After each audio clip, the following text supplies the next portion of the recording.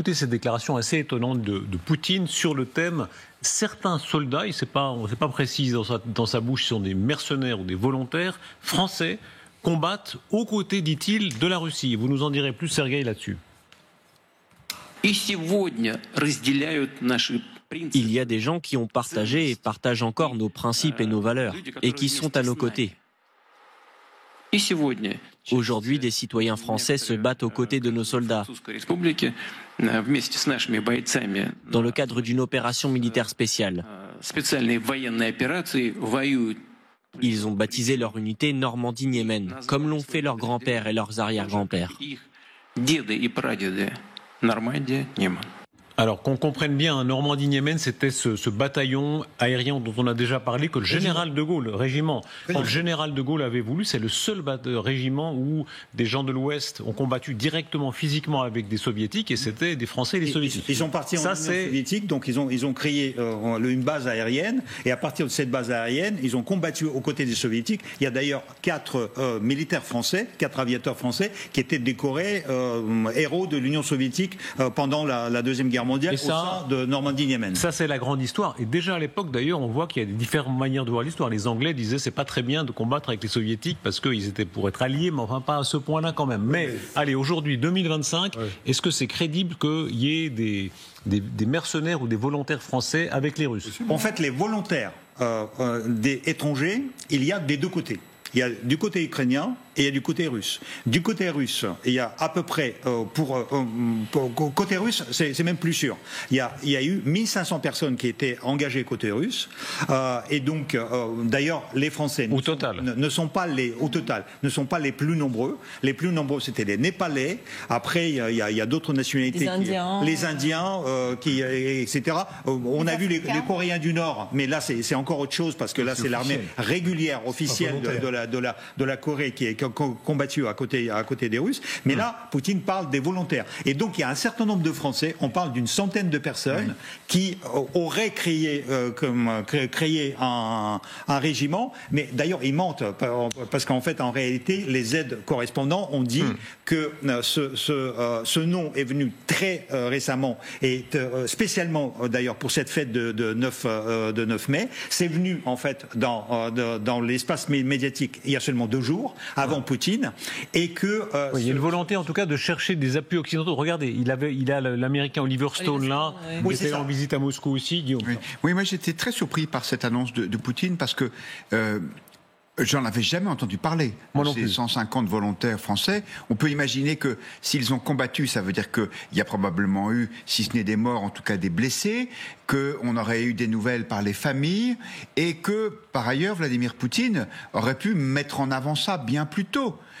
Parce qu'il ne manque jamais une occasion de vilipender la lâcheté occidentale dans sa guerre contre les nazis ukrainiens. Clairement, c'est une manipulation. On a eu 2 personnes. En fait, il y a des correspondants russes qui sont allés, soi-disant, dans ce groupe français. En fait, ils ont interviewé 2 personnes, des Français réels. Mais à part ces 2 personnes, on n'a vu personne. Général ? Oui, c'est tout à fait possible, mais c'est anecdotique. On a bien appris qu'il y avait le fils de la directrice adjointe de la CIA qui était mort dernièrement alors qu'il était américain.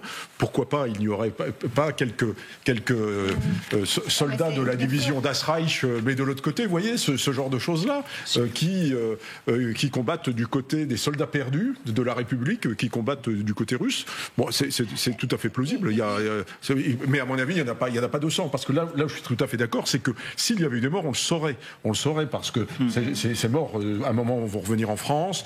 Et on a eu, jusqu'à présent, on n'a jamais entendu de pertes. On entend parler des pertes côté français, mais pas du côté russe. Le message qu'il essaye d'adresser, c'est que finalement, l'Europe, y compris l'Europe la plus de l'Ouest, est pénétrée de courants pro-russes et de soutien pro-russe. Absolument. C'est ça qu'il essaye de faire croire. Mais avec 100 personnes... Politique. Ah mais ça me semble tout à fait plausible que des gens, puis il y a le nombre de gens en France qui sont pro-russes, qui soutiennent le côté russe, ça m'étonne qu'il n'y en ait que 150 très sincèrement, et la même chose se passe en Angleterre, la même chose se passe dans beaucoup de pays européens, mais ce sont des mercenaires, ce sont des gens qui se sont engagés soit idéologiquement, soit pour de l'argent. Comme du côté ukrainien, il y a aussi des gens qui se sont engagés soit idéologiquement, soit pour de l'argent. Et nous a rejoint l'amiral Bichot. Bonsoir, amiral. Bonsoir. Merci Bonsoir beaucoup d'être là. Votre réaction aussi d'officier de l'armée française, si effectivement des volontaires français se sont allés combattre ou combattent encore aux côtés de la Russie? C'est dommage. C'est dommage, mais encore une fois, on est dans l'anecdote. Ça n'a aucun intérêt, ni stratégique, ni militaire. Donc voilà. Symbolique, c'est symbolique. Pour Poutine, c'est symboliquement, il dit oui, mais il peut raconter ce qu'il veut. Voilà. En plus, il n'y a pas de témoins, il n'y a pas de gens crédibles qui les aient vraiment rencontrés. On les a jamais vus, on les a jamais exhibés. Donc pour le moment, c'est sa parole contre celle du reste du monde. Mais voilà. Donc franchement. Ça n'a aucune influence sur le conflit en cours. Il y a une guerre d'images avec la France qui est en train de se livrer. On voit à quel point, on va voir maintenant, y compris les images d'exercice, mais à quel point entre la France et la Russie, il y a un affrontement très direct à mesure que les choses s'adoucissent, et plus que ça, entre l'Amérique et la Russie. En revanche, entre la France et la Russie, c'est un ton toujours plus âpre. Lisons ce que dit Meshkov, donc c'est l'ambassadeur de Russie à Paris, qui d'habitude avait des propos assez, disons, arrondis. Là, il tape très durement contre la France dans un registre moqueur. Il se moque du parapluie nucléaire français. Lisons. Il y a les grands parasols sur les plages. Il y a les parapluies de Cherbourg qui protègent efficacement une personne seule de la pluie. Et il continue. Et enfin, il y a les parasols qu'on met dans un cocktail, plus pour la décoration que pour une protection pratique. Ce dernier exemple, je crois, reflète mieux la capacité de la France à offrir une protection nucléaire à l'Europe. Ridicule. C'est ridicule. Voilà. C'est bien dit, hein, entre nous soit dit. Mais ça reflète quand même. Ça n'est pas bien dit, je suis désolé. Il donne des références culturelles. Amiral. C'est totalement déconnecté de la réalité, point. Oui. Mais il donne des références culturelles qui peuvent marcher dans l'opinion publique. Mais ça reflète leur inquiétude, ça ne reflète pas leur certitude. Si nous sommes si ridicules, pourquoi en parle-t-il? Oui. C'est la question que je pose. Si nous sommes si ridicules que nous n'existons pas, il n'y a pas besoin d'en parler, nous n'existons pas. Point.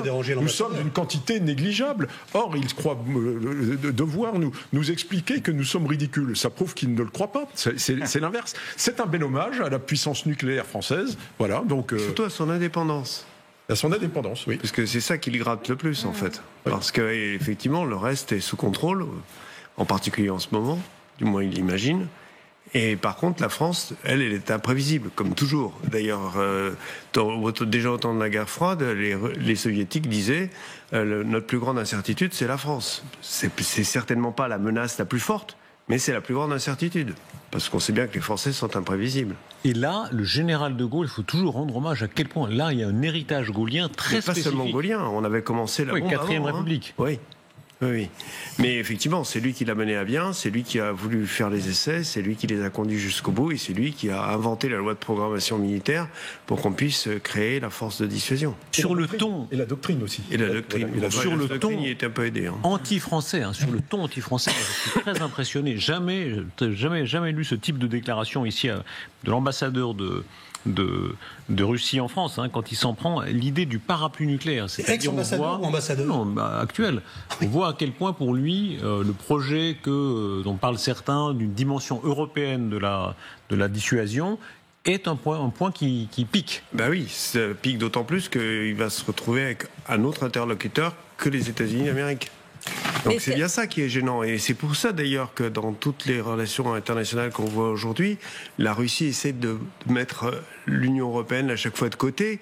Et il y est malheureusement un peu aidé par le président Trump, qui lui aussi n'aime pas discuter avec l'Union européenne et préfère de beaucoup s'intéresser à chacun des pays de l'Union européenne et pas à la totalité, parce que c'est toujours plus facile de manger le salami quand on l'a découpé en tranches fines. Un mot sur la taille de la dissuasion, parce qu'il va de soi que c'est un propos excessif, ça, il n'y a aucun doute de ça, et on a fait 100 fois des débats ici pour bien montrer la réalité de la dissuasion française. Cependant, il y a des différences de nombre de têtes nucléaires. Et expliquez-nous exactement ce que ça représente. Quand on voit que la Russie, c'est 4300 et quelques, les États-Unis, 3700 et quelques, la Chine, qui fait un effort colossal, 500, et la France est loin derrière avec 225. On est plus près de 300. 300. Expliquez-nous exactement comment, effectivement, d'un point de vue de dissuasion, l'une pèse autant que l'autre. Alors, j'ai pas dit que l'une pesait autant que l'autre. J'ai dit que tout dépend ce que vous mettez dans la balance. Le problème de la dissuasion nucléaire, c'est un problème d'équilibre. C'est un problème d'équilibre entre la menace que vous représentez et l'avantage que représente la conquête de votre pays ou son anéantissement. C'est toujours ça sur lequel il faut raisonner. C'est pour ça que quand la France, vertueuse, empreinte de bons sentiments, a été jusqu'à promouvoir le désarmement nucléaire, on a été jusqu'à concept de stricte suffisance. C'est-à-dire qu'on a décidé d'avoir un nombre de têtes qui représentait ce que pèse la France en termes de conquête économique ou d'anéantissement pour l'adversaire. Donc on estime qu'avec de l'ordre de 300 têtes, la menace qu'on représente protège la France. Parce que se prendre 300 têtes, même si on est un pays de la taille de la Russie, ça va poser beaucoup de dégâts. Et du coup, on va être beaucoup plus vulnérable après à d'autres menaces comme la Chine ou les États-Unis. Et pardon, amiral, pour étendre la dissuasion vraiment à toute l'Europe, il faudrait combien de têtes ?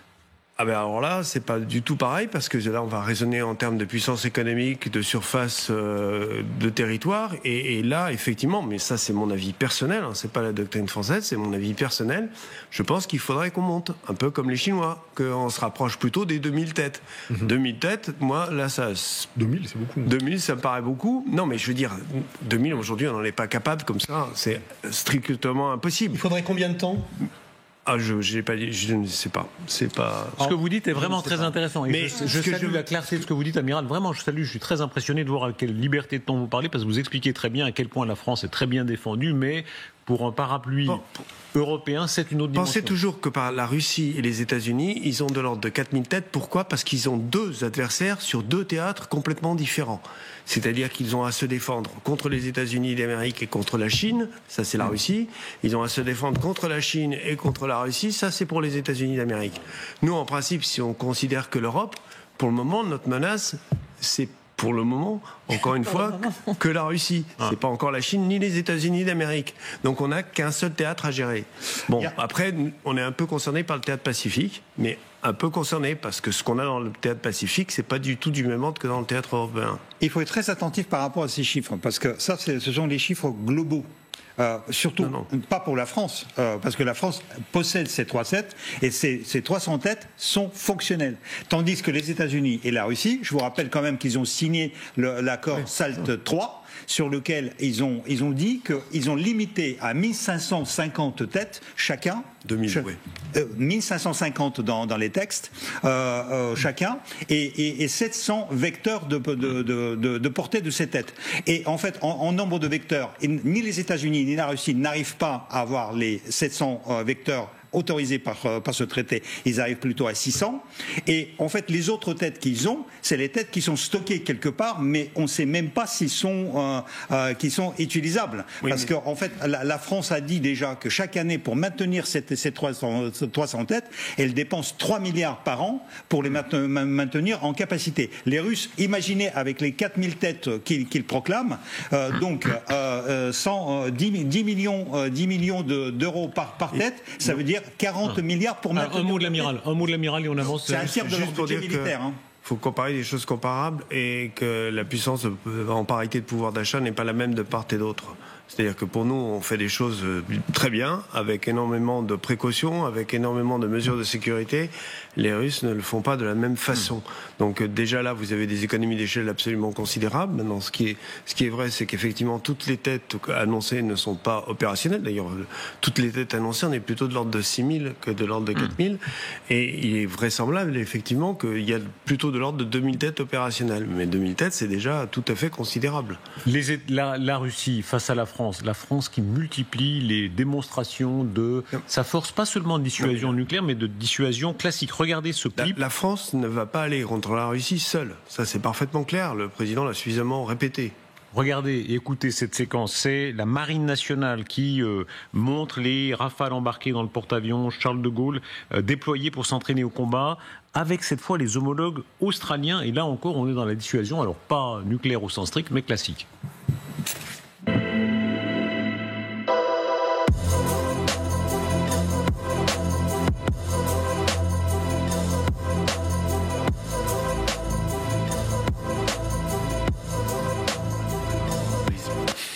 Voilà. la succession depuis quelques jours et quelques semaines du dispositif militaire français, c'est-à-dire la France montre à la Russie que toutes les menaces qu'on a entendues là précédemment ont une réponse.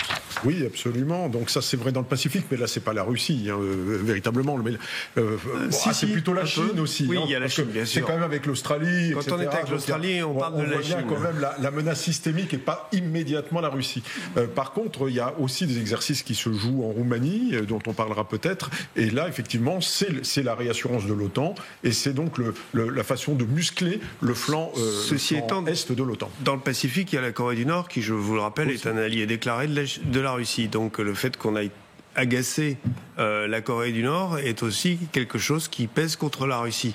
Et je vous rappelle qu'à l'époque de la guerre de Corée, la France avait un bataillon, là pour le coup, et un bataillon de l'époque à engager. Alors là, un bataillon de Corée. Voilà, un bataillon de fantassins qui s'est battu sur la zone démilitarisée et qui a participé à la défense de la Corée du Sud. Ce que vous dites est fascinant, parce qu'on comprend là qu'on entre vraiment dans une dimension de guerre mondialisée, puisqu'il y a maintenant des combattants coréens sur le sol de la vieille Europe, en Ukraine, et il y a l'effort particulier qui est fait par la France dans le Pacifique face à la Corée du Nord. Et qui va être relayé par les Britanniques. La France est une puissance pacifique. Alors là, l'amiral le sait mieux que moi, on est la deuxième puissance maritime mondiale en kilomètres carrés. Grâce au Pacifique. Donc je l'ai répété l'autre jour d'ailleurs, c'est la raison pour laquelle on entretient une marine assez considérable. C'est parce que, effectivement, on a des territoires partout dans le monde. La volonté de la France de faire pression sur Moscou devant toutes ces déclaration d'Emmanuel Macron, c'était dans Paris Match, dans les 8 à 10 jours prochains, nous allons accroître la pression sur la Russie.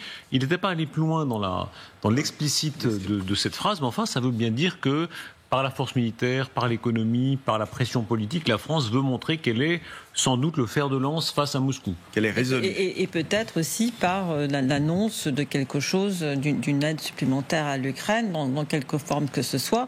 Il y a eu beaucoup de discussions ces dernières semaines, on va bientôt dire ces derniers mois, avec les Britanniques, avec d'autres pays, sur soit une force terrestre en Ukraine, soit d'autres façons d'aider l'Ukraine. Donc ça, quoi que ce soit de ce type-là, mettrait beaucoup de pression sur la Russie.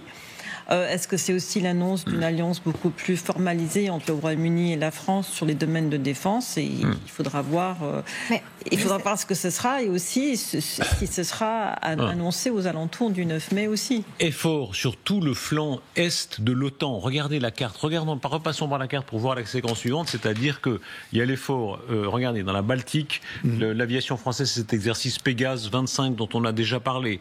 Il y a évidemment l'effort français en Ukraine, et puis juste à côté de l'Ukraine, vous avez la Moldavie et vous avez la Roumanie. Et en Roumanie, il y a aussi des forces françaises très considérables. Vous allez nous en dire un mot, mais d'abord, regardez ce clip.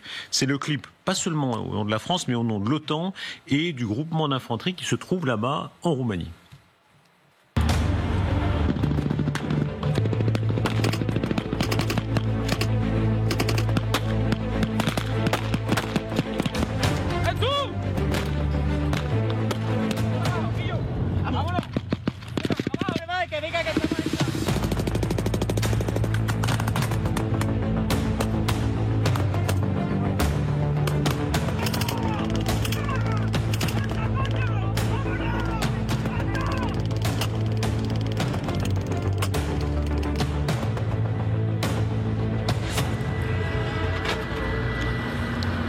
Amiral. Je disais, ce qui est intéressant dans ce clip, c'est qu'on voit que c'est le retour au combat de tranchées. Vous avez en ce moment une excellente exposition dans la ville de Meaux, au musée de la Grande Guerre, sur les tranchées dans la guerre. Et voilà, on est retourné dans les tranchées. Et bon, ce sont les tranchées du 21e siècle. Ce ne sont pas les mêmes, avec pas les mêmes menaces, mais ce sont toujours des tranchées plus profondes, plus étroites. Tout se passe comme si la guerre d'Ukraine pouvait être la répétition générale d'autres types de conflits qu'on redécouvre. On a beaucoup dit les drones. Alors ça, c'est pas la guerre du passé, c'est la guerre de l'avenir. Et les tranchées, on retrouve les réflexes de 14-18. Bien sûr, il y a les tranchées, mais cet exercice-là, il a comme spécialité aussi, comme but, de projeter des troupes. Parce que c'est un exercice, ça s'appelle Dacian Spring. Nous, on a 1600 personnes à peu près qui sont stationnées en Roumanie actuellement. Et l'idée, c'est de faire monter 4000, c'est-à-dire des effectifs d'une brigade, et donc avec le déploiement de cette brigade. Et c'est ce qui correspond au plan OTAN. Alors pourquoi ça, c'est intéressant? C'est que dans chaque, et ça revient à ce qu'on disait sur les pays baltes, dans chaque pays qui sont sur le limes, là, des pays baltes à la Pologne, en passant par la Roumanie, Bulgarie, nous avons, chaque pays de l'OTAN a un gros bataillon qui est stationné déjà. Et ce bataillon, il doit pouvoir passer à l'état de brigade, et c'est ça, en fait, l'effort de réassurance de l'OTAN, l'effort de brigade. Et la France, qui est en Roumanie, eh bien, dirige cet exercice pendant le mois de mai, qui permettra au bataillon français d'être renforcé par environ 10 autres nations et de monter les effectifs au niveau brigade, qui sont ce qui est prévu en cas d'alerte maximale et dans le cas d'une menace d'invasion venant de l'Orient. Et si les Américains retirent toutes leurs troupes, comme ils ont commencé à le faire en Pologne, est-ce qu'on est capable de les remplacer, ces troupes qui sont... Il n'y a pas d'Américains. Il n'y a pas d'Américains. Là, justement, c'est un exercice où on montre qu'on est capable d'une certaine autonomie, ce qui ne veut pas dire qu'on sera capable, bien entendu, de remplacer l'absence américaine dans son intégralité, si jamais il se passait quelque chose. Bien entendu, non. Mais ce qui est là, c'est qu'on réapprend des savoir-faire que moi j'ai su faire quand j'étais lieutenant. On participait à des grandes manœuvres, on traversait l'Europe comme ça, et qu'on ne sait plus faire parce que les grands flux logistiques, le mouvement vers l'avant des blindés, de la logistique comme ça sur des centaines et des milliers de kilomètres, on l'a totalement oublié pendant les 30 années où on était sur les forces de projection à l'extérieur, Mali, Afghanistan, etc. Aujourd'hui, quand on observe la guerre en Ukraine, on voit que, en tout cas ici sur ces images, il y a un élément essentiel qui me manque, c'est les drones et aussi tout ce qui est la défense anti-drone. Et c'est ça qui change complètement le visage de la guerre. Non, mais c'est pas vrai. Si vous permettez, c'est faux parce qu'on se prépare aussi au combat anti-drone dans ce genre d'exercice. Donc on y est arrivé, et on y est arrivé également avec l'aide d'instructeurs ukrainiens. Oui. Donc là aussi, l'armée française montre qu'elle est capable de s'adapter et qu'elle a pu faire venir des instructeurs ukrainiens, ce qui est un effort de l'Ukraine considérable, parce qu'ils dégarnissent leur front pour nous aider à être plus performants quand il faudra venir à leur aide. Et je voulais donc c'est quelque chose de très important. Par rapport à ces images, parce que quand on voit la guerre de tranchées, et on parle de retour de cette guerre de tranchées qu'on a déjà un peu oubliée, malheureusement, si cette image aussi rappelle ce que se passe en Ukraine aujourd'hui, mais les Ukrainiens sont obligés de faire la guerre de tranchées parce qu'ils n'ont pas d'aviation. Oui, alors la grosse différence avec l'OTAN, c'est qu'on aurait une aviation beaucoup plus considérable. Et aussi éviter peut-être cette boucherie qui nous rappelle la Première Guerre mondiale. Si vous permettez, madame, si on n'a pas beaucoup de blindés et si on n'a pas beaucoup de fantassins, on a beaucoup d'aviation. On ne peut pas comparer avec la Russie. Le fait que la force actuelle de l'OTAN, et là je parle de la force de l'Union européenne autant que les Américains, c'est que nous disposons de beaucoup d'avions de chasse et d'avions de combat, donc qui ont fait leur preuve dans le monde entier.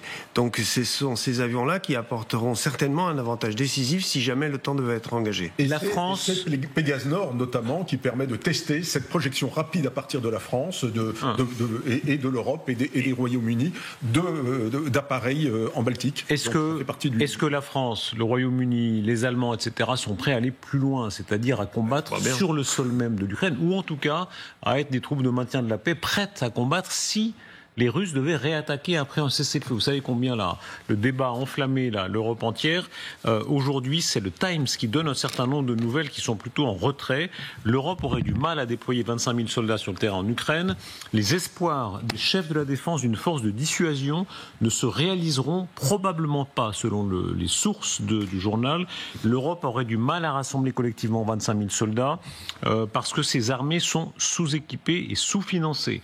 Les ministres de la Défense de toute l'Europe ont déclaré qu'il n'y aurait aucune chance, qu'il n'y avait aucune chance qu'il puisse atteindre le nombre de 64 000 hommes et que même 25 000 nécessiteraient une impulsion pour un effort conjoint. 64 000 hommes, c'est la NATO Response Force, puisque quand j'étais dans l'OTAN, c'était déjà ce chiffre-là qui était le chiffre à réaliser, qui comprend, alors là pour le coup, les Américains. C'était effectivement un nombre considérable. Encore une fois, pensez que quand vous voyez ces effectifs, il y a derrière tout le train de la bataille. Je veux dire, il y a l'artillerie, il y a l'aviation, il y a tout ce qui va avec. Donc c'est absolument considérable. Mais effectivement, 25 000, c'est l'objectif d'aujourd'hui. Mais ça, et effectivement, c'est vrai, ce qui est écrit là est exact. Aujourd'hui, on sent que ce sera extrêmement compliqué dans l'état actuel des choses. C'est une grande déception. C'est une grande déception pour les Ukrainiens. Il faut rappeler ce que eux demandent, c'est le plan ukrainien. Ils aimeraient que les États garants, d'abord une garantie de sécurité américaine, ça on en est loin, et que les États garants, pays européens, et non européens ne souffrent aucune restriction concernant la présence, les armes et les opérations de forces étrangères sur le territoire ukrainien. Et on en est là avec beaucoup d'Européens qui parlent plutôt maintenant de nouveau de troupes de formation, etc. Oui. Et dont le Royaume-Uni, ce qui est inquiétant, parce que le Royaume-Uni, c'est quand même le principal partenaire. C'est que le Donc je crois qu'effectivement, les 25 000 hommes, même les 25 000 hommes, on aura beaucoup de mal. Alors pourquoi 25 000 hommes? C'est intéressant, parce que la Vous France dites même 25 000, on aura du mal? Ah oui, on aura du mal, oui, parce que la France, par exemple, elle peut en fournir 3-4 000. Elle va fournir une toute petite brigade. La France, elle a déjà, 30 000 hommes en posture opérationnelle permanente. Ça veut dire 30 000 qui reviennent, 30 000 qui y sont, 30 000 qui se préparent à partir. Ça veut dire que l'armée française, qui fait 200 000 hommes, elle a déjà 90 000 hommes qui sont occupés à temps plein. C'est ça que ça veut dire. Donc quand vous voulez en plus dégager, et c'est sentinelles, c'est machin, c'est tout ça. Hein. Donc quand vous voulez dégager des forces supérieures pour partir, ça va être un effort absolument considérable et qui aura sans doute un impact sur les autres missions. Alors 25 000 hommes, je rappelle que l'armée US en Corée du Sud, c'est 28 000 hommes. Voilà, donc c'est à peu près les forces de réassurance telles qu'il conviendrait de les avoir pour renforcer l'Ukraine un peu comme ça se passe en Corée du Sud. Mais toutes ces brigades dont vous avez parlé tout à l'heure, qui sont dans les pays de l'OTAN, elles pourraient servir. Il y a un bataillon, là, il y a un bataillon c'est largement au-dessus de 25 000. Oui, mais là, il y a un bataillon à peu près en permanence dans chacun des pays de l'OTAN qui doivent pouvoir devenir des brigades. Donc ça, c'est effectivement, ils sont sur le... mais on l'a fait au niveau de la Roumanie. Mais pardon, je me permets de vous interrompre. L'objection de Stéphane Marchand est comme très intéressante. Oui. C'est-à-dire, il y a visiblement des troupes qui peuvent, d'assurance, qui sont là dans d'autres pays. Pourquoi n'iraient-elles pas en Ukraine? Elles iront. Elles iront, simplement, c'est une question de volonté politique. À ce moment-là, ça n'est plus un problème militaire, c'est un problème politique. Et c'est un problème politique à deux détentes. La première, c'est la diplomatique, c'est l'engagement de la nation et aller. La deuxième, c'est l'engagement financier. Parce que le détail, c'est que tout ce monde-là, il faut quand même le payer. Et il faut payer tout le matériel qui va partir avec eux. Et c'est ça le problématique. C'est qu'aujourd'hui, dans nos pays qui sont, comme vous le savez, très financièrement particulièrement solides, c'est compliqué de sortir de l'argent sans le prendre ailleurs. Donc ça voudrait dire qu'il y aurait une vraie volonté politique d'engagement qui passerait. Alors là, pour le coup, on découvrirait ce que c'est que posons les choses directement. Dans l'état de l'opinion des finances françaises, allemandes, anglaises, est-ce que demain, les dirigeants peuvent dire oui, nous envoyons 25 000 hommes de troupes de réassurance en Ukraine prêtes à se battre si les Russes attaquent après un cessez-le-feu? L'amiral l'a très bien dit, c'est un problème politique, c'est pas un problème militaire. Mais donc la réponse, c'est quoi? C'est oui ou c'est non? De quoi, moi je dis militairement oui, politiquement en France sûrement, et ailleurs non. Voilà. Et ailleurs, au Royaume-Uni, je pense que ce serait... Je pense qu'il y a une douzaine de pays qui partiraient. Là, aujourd'hui, en Roumanie, pour faire un exercice à 4 000 hommes, on a mis 10 pays. Mais le Royaume-Uni, tout le monde dit, et les personnes, en tout cas qui je parle, disent que l'essentiel, c'est quand même une couverture aérienne. Et qu'envoyer des hommes ou des femmes comme ça pour faire on ne sait pas trop quoi, on ne sait pas dans quel contexte, on ne sait pas sous quel commandement, si vous voulez, depuis... Mais là, c'est les Ukrainiens qui le demandent eux-mêmes. Mais ils parlent de troupes de réassurance. Mais on ne parle pas de ce que les Ukrainiens demandent, là. On parle de ce que les Européens peuvent fournir. Pour le moment, à moins que je ne me trompe, et je parle sous votre contrôle et sous contrôle de tout le monde, finalement, à mon avis, il n'y a aucun plan qui existe aujourd'hui pour expliquer dans quelles conditions des troupes européennes iraient en Ukraine. Est-ce que ce serait avant un cessez-le-feu? Est-ce que ce serait après un cessez-le-feu? Est-ce que ce seront des troupes de renfort? Est-ce que ce seront des troupes qui Attendez, Samantha, ça fait quand même très mauvais effet, pardon, Père nous attend. Mais oui, mais je sais que ça fait mauvais effet. 3 ans que les Ukrainiens demandent une no-fly zone, c'est-à-dire, pardon, je finis ma question, qu'on envoie des avions dans leur ciel. Ça fait 3 ans qu'on dit on devrait, les avions, il n'y a aucun problème. Les avions, il n'y a aucun problème. Ils ne sont pas là pour l'instant. Non, mais il n'y a aucun problème au sens où le jour où on prend la décision, les avions ils décollent, l'Ukraine n'est pas si loin et on peut y être dans les heures qui suivent. Vous avez posé le vrai. Non, le problème c'est les personnels. Vous avez d'ailleurs pas posé la vraie question. Parce qu'en fait, à mon avis, et ça je vous ai dit dès le début, c'est un faux débat, cette histoire de soldats. C'est un faux débat qui nous égare. On passe notre temps, déjà 8 mois, à discuter de cette connerie qui ne va se jamais réaliser. À la place de parler des choses sérieuses, ça veut dire les avions qui assurent à l'Ukraine la protection du ciel, et les armements qui donnent à l'Ukraine la possibilité de détruire les dépôts de munitions, les commandements, etc. Les armements, il y a comme des efforts considérables qui sont faits. Moi, je lis, là, j'ai sous les yeux le ministre de la Défense tchèque qui s'est engagé à fournir 400 000 coups C'est déjà fait. Ils sont arrivés lourds. Donc ça y est, c'est fait. C'est en route. Les obus, ça n'a rien à voir avec les missiles. Non, mais alors les obus, c'est déjà pas si mal. Je vous rappelle qu'on en avait vraiment besoin. C'est ce qu'ils ont fait. C'est pas le futur. Non, mais c'est pas le futur.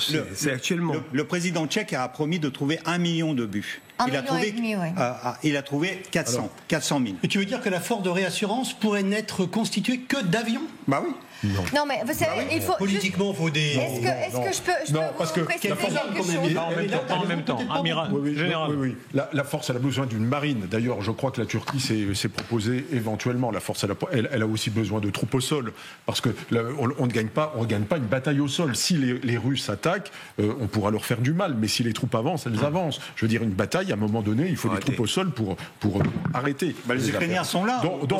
Ils sont au sol. Les Ukrainiens, ils sont dans leur pays. Les Ukrainiens sont au sol. Ce qui leur manque, c'est les armes. Ce ne sont pas les troupes qui leur manquent. Mais je veux dire, on parle de réassurance. Qui est prêt à faire ça ce soir? Alors, attendez, avançons un peu. Allez, un mot. Non, mais vous avez déjà trop parlé, général. Non, mais pas en même temps, franchement. Non, mais ça ne va pas, franchement. Non, mais ça suffit. Alain Poëdi, s'il vous plaît. Ça suffit vraiment de parler en même temps, c'est insupportable. On ne comprend pas ce que vous dites, donc ça n'a vraiment aucun sens. Non, mais s'il vous plaît. Ça sert vraiment à rien de parler en même temps, ça n'a aucun sens, on ne comprend pas ce que vous dites. Ouais. Alors Alain Poëdi. Voilà, ce que je voulais dire, je rejoins un peu Sergueï parce que c'est à peu près le même discours que je tiens. On parle de tout et ça fait un bruit pas possible. Il y a deux possibilités. L'Ukraine est en guerre aujourd'hui, il faut aider les Ukrainiens de gagner cette guerre, n'est pas être détruite par la Russie. Et après, il y a ce qui va se passer après, quand il y aura l'arrêt de feu, les négociations. On parle de ça. Etc. Après le cessez-le-feu, quel moyen, pardon. Mais soyons précis, on ne va pas tout mélanger comme vous dites. Oui ou non, aujourd'hui, est-ce qu'une troupe de réassurance européenne est prête à aller, comme l'a parlé le président de la République, sur le territoire de l'Ukraine? Darius, j'ai pas fini ce que je voulais dire. On parle de après, mais si l'Ukraine va être détruite par la Russie, ça sert à rien de parler aujourd'hui pour après. Aujourd'hui, tous les efforts doivent se concentrer sur ce que se passe aujourd'hui. Et aujourd'hui, les Ukrainiens demandent la force armée aérienne. On a besoin de quelques centaines d'avions avec suffisamment de missiles, et ça changera vraiment la situation. Alors répondez à là qu'on finisse là-dessus. Oui ou non, est-ce que la France est prête à envoyer maintenant ses avions dans le ciel ukrainien? Pas toute seule. Pas toute seule, et vous dites quoi? Voilà. Je dis que c'est un choix politique et par conséquent elle est prête à le faire militairement, mais je ne sais pas quel est le choix politique, ou plutôt. Et qui est prêt à nous suivre? C'est ça le vrai problème. Indiqué que pour le moment, il y a une vraie volonté politique pour le faire. Même les Britanniques se dégonflent. Qui va aller derrière? Moi, je pose la question. Je rappelle que Dacian Spring, c'est 4000 hommes et c'est 10 pays pour en mettre 2000. Avançons.